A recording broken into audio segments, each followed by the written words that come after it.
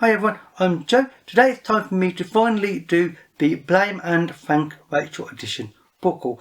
I have been wanting to do this video for years and I finally got enough books to do this. So first of all, Rachel is a friend of mine and a fellow booktuber, goes by the username of Calvino on Booktube. I will of course link her channel in the description box below. Rachel, on a very frequent basis, every single video she does, in fact, she talks in a very intelligent and eloquent manner and a very enthusiastic manner about science fiction and fantasy books, which obviously is my main area, so we get on really well. And over the years I have come to sarcastically, and it's basically become a running joke, that I will blame and thank her for making me read yet another book, because her enthusiasm and indeed her humour, she claims that she's not amusing and that she doesn't have a sense of humour, but she really does, makes me want to read books basically, and this happens more than anybody else. Now other people have made me want to read books, but nobody's made me want to read as many as Rachel, because her enthusiasm just works for me in whatever reason, you know. The way she talks about books just gets me interested in them. And the amount of new authors that I have read due to Rachel by this point is enormous. And indeed I've actually got a sort of sarcastic running joke on Twitter, and indeed a spreadsheet where I will literally list every time somebody makes me read a book. And unsurprisingly, Rachel has been the guiltiest person for the last 4 years in a row, which wouldn't surprise anybody, frankly, if you know me, because you kind of should know my sense of humour is kind of silly and sarcastic. And without further delay, I'll get straight into the first book that Rachel is guilty of making me want to read, and that is Outside the Gates, written by Molly Glass. This was first published in 1986. This is a novel, although it must be, due to the sheer size, verging on being classed as a novella. And indeed, by today's standards, I have a feeling it may well be, but it must be very close either way. This is an award-winning novel and one that sounds really, really interesting. The premise of it is quite simply a young boy is living in a town which is walled in and obviously has gates to it. This town is quite isolated in this world where, you know, everybody in town is told that don't go outside the gates because there are monsters and other towns and things which are evil and they'll hurt you and eat you and do horrible things to you. Stay inside town, live a productive life and basically listen to authority. This young boy does something wrong quite badly and he gets banished and has to go outside the gate, hence the name again. And essentially it's a short but very inventive story on what he finds in the outside world and how he discovers it and how he deals with this world where he's been living in an isolated community, and then he goes outside and finds out that, you know, you can't always rely on what other people tell you. You have to sometimes just experience things for yourself and see the world. Being told things you can't always rely on. So, you know, in this circumstance, I mean, obviously this is a bit more, you know, extreme circumstances, a bit, you know, taken to extremes, but the idea is there and it's an interesting concept and one that I'm happy to blame and thank Rachel for. The next book Rachel is guilty of is The Complete Cosmicomics, written by Italo Calvino. Now, when Rachel first mentioned this in a video, my immediate reaction was, this sounds and makes me strongly think of another author called Stanislaw Lem, Polish author, one that I've greatly come to really enjoy in the last 2, maybe 3 years. That author, same as this one, he writes interesting science fiction stories with interesting ideas. With this, Calvino has a science fiction short story collection. The main character, I am not going to attempt to pronounce their name because it has no vowels in it, so that won't work well for anybody. Suffice to say, this character has been around since the start of the universe, you know, since the Big Bang, and they've also visited all over the place. And this is basically a series of stories on their adventures or travels, kind of like travel diaries.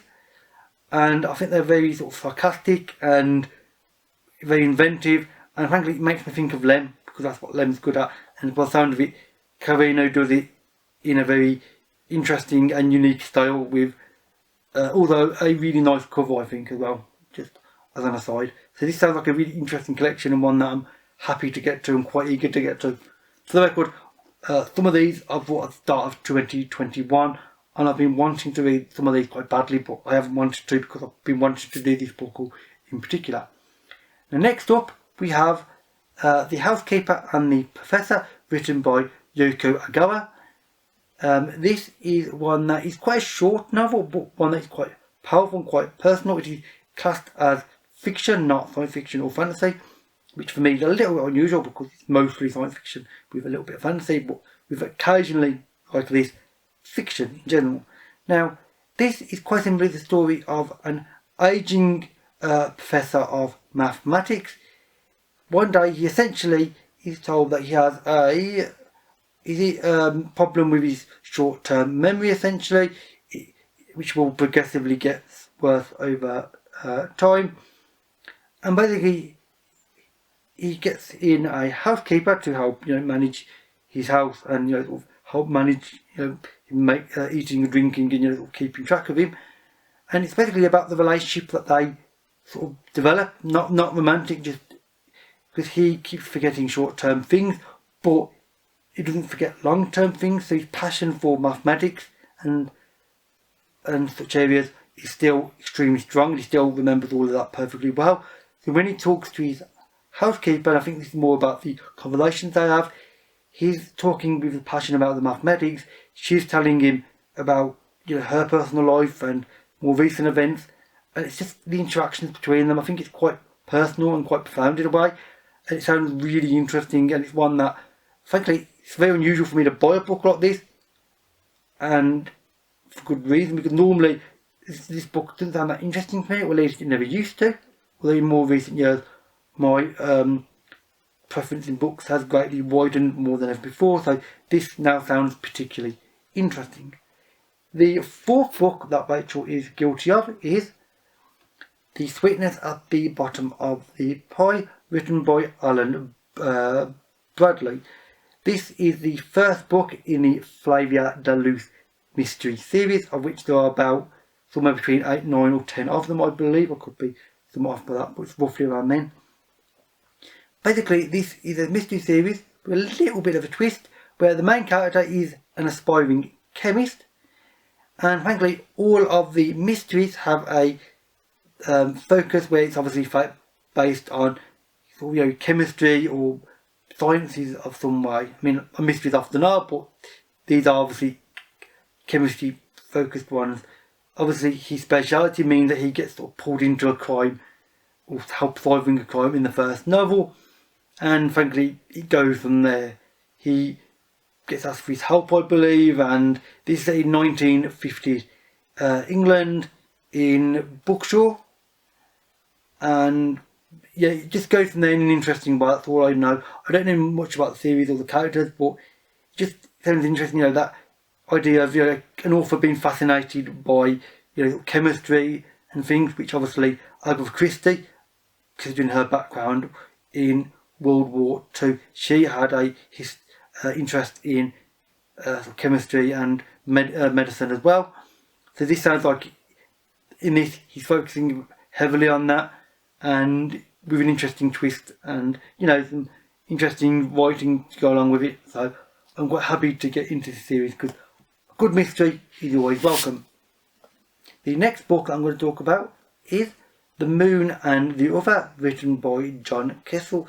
This is a surprisingly large book, and it's got quite a large page count, but it's actually not too long in terms of actual words, because it's actually not a very dense book. So actually this would probably be, if it's a more normal sort of density of writing, which it'd probably be about half this width, frankly. So it's not as ginormous as it looks. Now, this sounds like an interesting one. It is set in the mid-22nd century. It is obviously, unsurprisingly, on the moon. It's on a colony, and basically I can't remember too much from the plot of this one when Rachel described it. She did a really interesting review. Obviously all the reviews to all of these books will be in the description box below. But I remember Rachel talked very enthusiastically, and it's about the way the characters interact and the way they speak, that sounded interesting to me. I can't remember too much more about it, and actually I want to keep some of these as a bit more of a mystery to me, a bit of an unknown, so I'm not going to look into this one too much until I read it. But it sounds really interesting with, Colin on the moon and these factions in it vying for control and things, I believe, could be mistaken there, and it sounds quite intriguing. The sixth book of this video is 6 Wakes, written by Mur Lafferty. Now this is a book that I've been wanting to read for at least 3 years now. I've had great difficulty getting this book.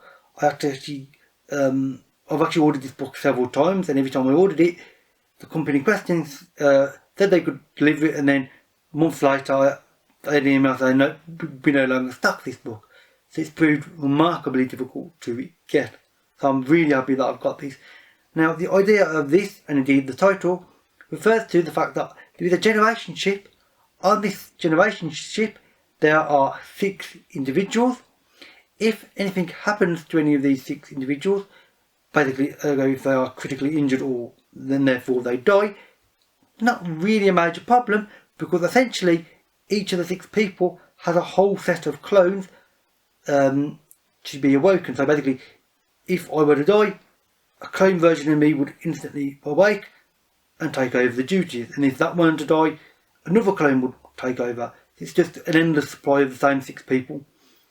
However, one day, one of the 6 clones, upon awakening, 6 wakes, 6 people, wakes up to find they're covered in blood, and that's not normal, because they normally obviously wake up all clean and precise and gets about their duties.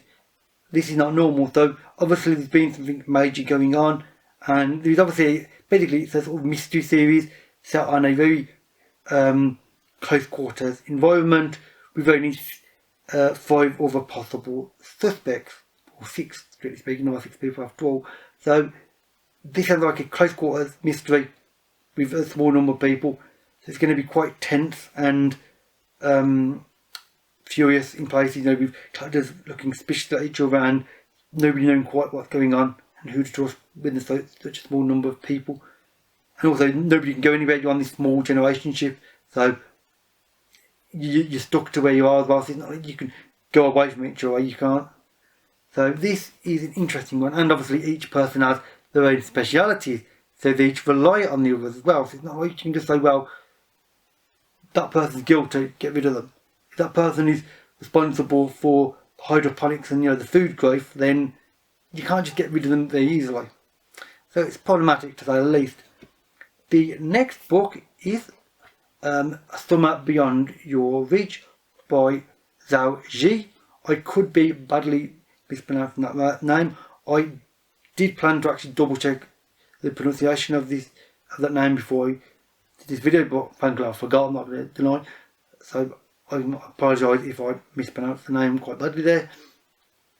This is basically a series of short stories set in modern China, basically talking about how, obviously science fiction, but about how China is coming into the modern world and how it's fitting into the modern world, but also looking back at the history of China and the way obviously the government works, and sort of political structure there, and how it fits within the world and the people fit within China and fit within each other. It's an interesting collection of science fiction short stories, which otherwise with science fiction they often discuss socio-political issues, and this is no different.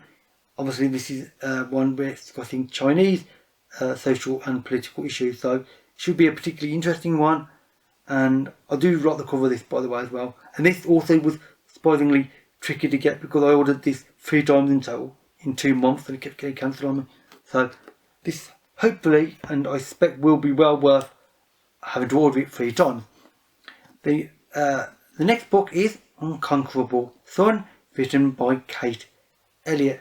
Now this one is a really interesting sounding one. Basically it's the idea of humanity has gone to the stars, there is a galactic empire essentially.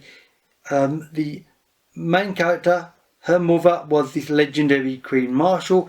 she dies, her daughter gets basically obviously into the role as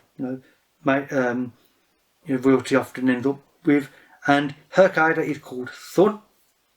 And the Unconquerable part comes from the fact that she feels as though she has to keep moving forward. She can't give in. She can't fail because of this legacy she's got to live up to.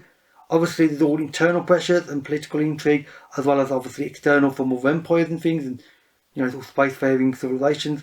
And this is like a quite complex novel with phenomenal characters and very interesting social and political dynamics, as well as intrigue, internal systems and such. So this is like a particularly interesting one, and one that Rachel made me particularly interested in because just the concept of this sounds really interesting. It makes me think of certain other novels, so I am very eager to get to this one. Now, the penultimate book of this book haul that Rachel is guilty of is the left-handed, I should probably use my left hand for this, book Salas of London, written by Garth. This is really hard to see the title of because the writing is shiny gold.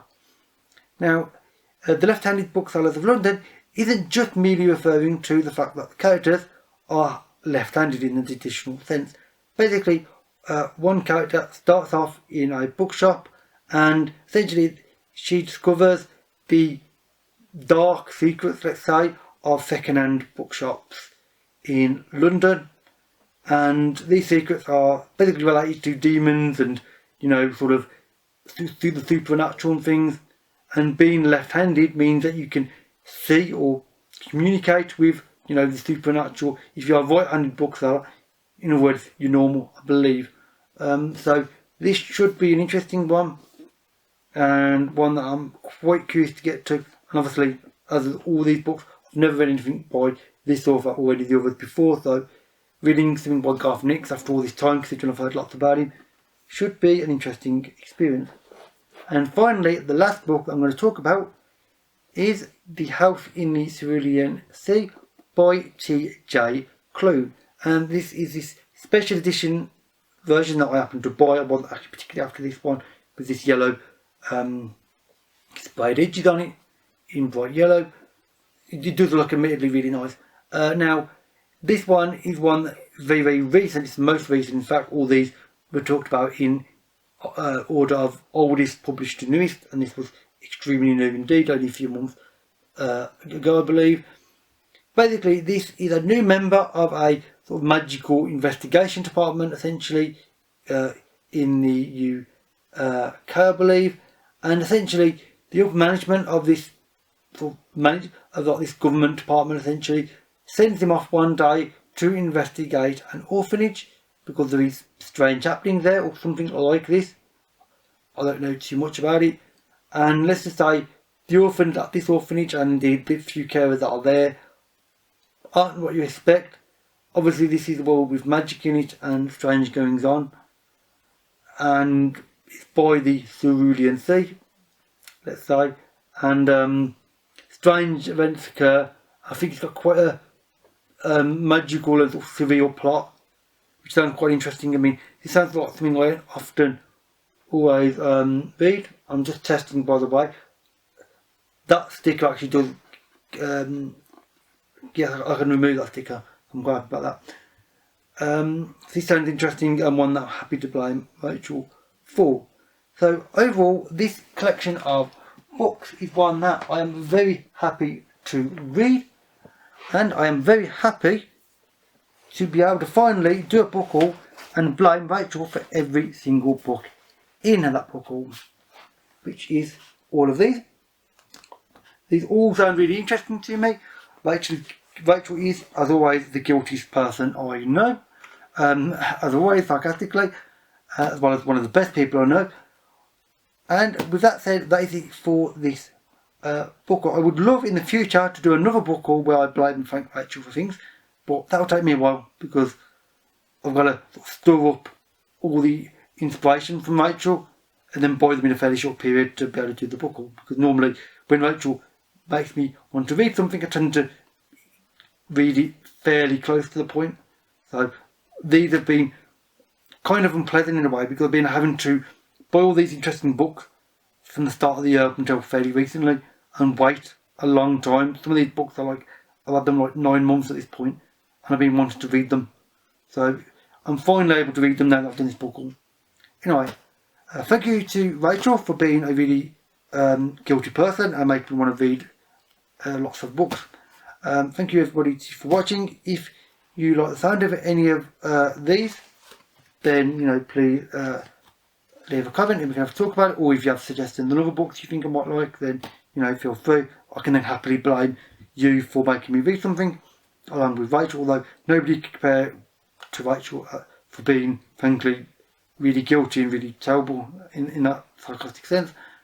And that is it. So all my social media links, as well as links to Rachel's channel, and indeed all of the reviews of these books that Rachel did. I think Rachel reviewed nearly every single one of these individually, with only a couple that she reviewed other books by the same author but not this individual book, so I'll link all them. And that's it, that is it for this video. So thank you for watching and I'll see you another day. Bye for now.